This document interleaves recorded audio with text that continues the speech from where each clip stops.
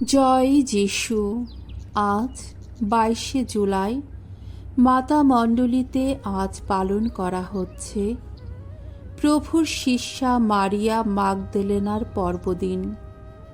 প্রথম পাঠ পরমগীত গ্রন্থ 3 অধ্যায় 1 থেকে 4 পদ।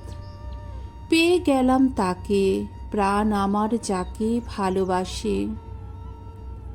প্রিয়তমা বলে প্রাণ আমার যাকে ভালোবাসে, রাতে বারবার খুঁজেছি তাকে আমার শয্যায়।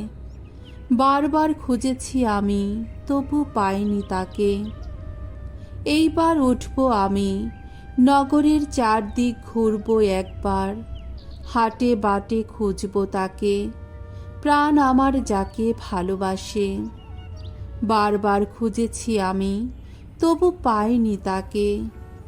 নগর প্রহরী যারা, নগরে ঘুরতে ঘুরতে হঠাৎ আমাকে তারা সামনে পেয়ে গেল। বললাম তাদের, প্রাণ আমার যাকে ভালোবাসে, তোমরা কি তাকে দেখেছ কোথাও? যখনই তাদের ছেড়ে এগিয়ে গেলাম, তখনই পেয়ে গেলাম তাকে, প্রাণ আমার যাকে ভালোবাসে। প্রভুর বাণী। ঈশ্বরকে ধন্যবাদ। শাম সঙ্গীত 63 1 থেকে 5 পদ, 7 থেকে 8তম পদ। ধুয়ো। প্রভু, তোমারই জন্যে তৃষিত আমার প্রাণ। ওগো ঈশ্বর, তুমি তো আমার আপন ঈশ্বর, তোমাকেই খুঁজে ফিরি আমি। তোমারই জন্যে তৃষিত আমার প্রাণ। আমার এই দেহ তোমারই জন্যে ব্যাকুল, যেন শুষ্ক তৃষাতুল জলহীন কোনো ভূমির মতো। তাই তো এখন পুণ্য ধামের দিকে, ওগো তোমারই দিকে তাকিয়ে রয়েছি আমি। তোমার শক্তি, তোমার মহিমা দেখতেই চাই আমি। তোমার করুণা শ্রেয়তর, ওগো এই জীবনেরও চেয়ে। আমার ওষ্ঠ গেয়ে চলে শুধু তোমারই মহিমা গান। এমনি ভাবেই সারাটা জীবন প্রশস্তি করব তোমার। দুটি হাত তুলে স্মরণ করব তোমার আপন নাম। সুস্বাদু কোনো মহাভুজে যেন তৃপ্তই হবে প্রাণ। উল্লাস ভরা কণ্ঠে তখন গেয়ে যাব আমি তোমারই কীর্তিগান। তুমি যে আমার রাত্রি দিনের সহায়, তোমার পক্ষ ছায়ায় আমি আনন্দে গান গাই। মন প্রাণ দিয়ে তোমায় আঁকড়ে থাকি, ডান হাতে তুমি তো ধরেই রাখো আমায়। বাণী বন্দনা। জয় জয় প্রভুর জয়। ওগো মারিয়া মাগদলেনা, বলো তুমি কি দেখেছ পথে? আমি দেখেছি পুনরুত্থিত খ্রিস্টের শূন্য সমাধি, দেখেছি নবজীবিত খ্রিস্টের অপার মহিমা। জয় জয় প্রভুর জয়। মঙ্গল সমাচার। যোহন রচিত মঙ্গল সমাচার 20 অধ্যায় 1 থেকে 2 পদ, 11 থেকে 18তম পদ। প্রভুর শোকে বিহ্বল মারিয়ার কাছে পুনরুত্থিত প্রভুর দর্শন দান।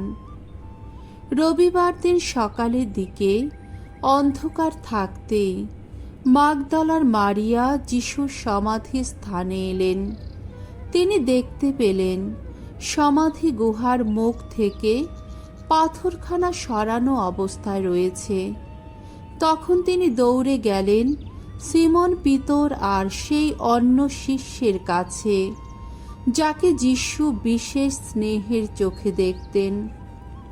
তিনি তাদের বললেন, ওরা প্রভুকে কবর থেকে তুলে নিয়ে গেছে, আর আমরা জানি না কোথায় তাকে রেখেছে। পরে তিনি সমাধি গুহার বাইরেই দাঁড়িয়ে কাঁদতে লাগলেন। এক সময় কাঁদতে কাঁদতে তিনি নিচু হয়ে সমাধি গুহার ভেতরে তাকিয়ে দেখলেন।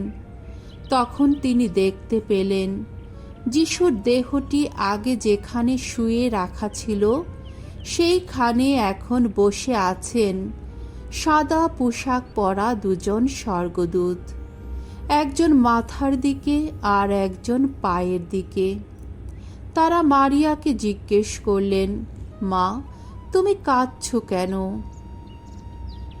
তিনি উত্তর দিলেন, ওরা যে আমার প্রভুকে তুলে নিয়ে গেছে, আর আমি জানি না তাকে ওরা কোথায় রেখে দিয়েছে। এই কথা বলার পর তিনি ফিরে দাঁড়ালেন আর দেখতে পেলেন সেখানে দাঁড়িয়ে আছেন স্বয়ং যিশু। তবে তিনি যে যিশু, তিনি কিন্তু তখন তা বুঝতে পারলেন না। যিশু তাকে বললেন, মা, কাঁদছো কেন? কাকে খুঁজছো তুমি? তাকে বাগানের মালি মনে করে মারিয়া বললেন, দেখুন, আপনি যদি তাকে অন্য কোথাও নিয়ে গিয়ে থাকেন, তবে দয়া করে বলুন কোথায় রেখেছেন তাকে। আমি নিজে গিয়ে তাকে তুলে নিয়ে আসব। তখন যিশু তাকে বললেন, মারিয়া। তার দিকে ফিরে মারিয়া এবার বলে উঠলেন, রাব্বুনি।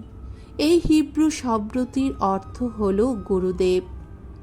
যিশু তাকে বললেন, না, অমন করে আঁকড়ে ধরো না।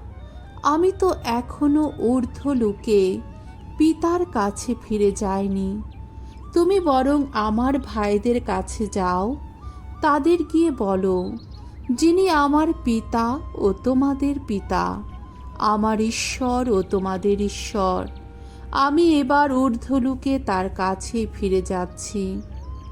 তাই মাগদালার মারিয়া শিষ্যদের কাছে গিয়ে জানালেন, আমি প্রভুকে দেখেছি, আর যিশু তাকে যে কথা বলেছিলেন তাও তিনি তাদের জানালেন। প্রভুর মঙ্গলময় বাণী। খ্রিস্ট প্রভু তোমার প্রশংসা হোক।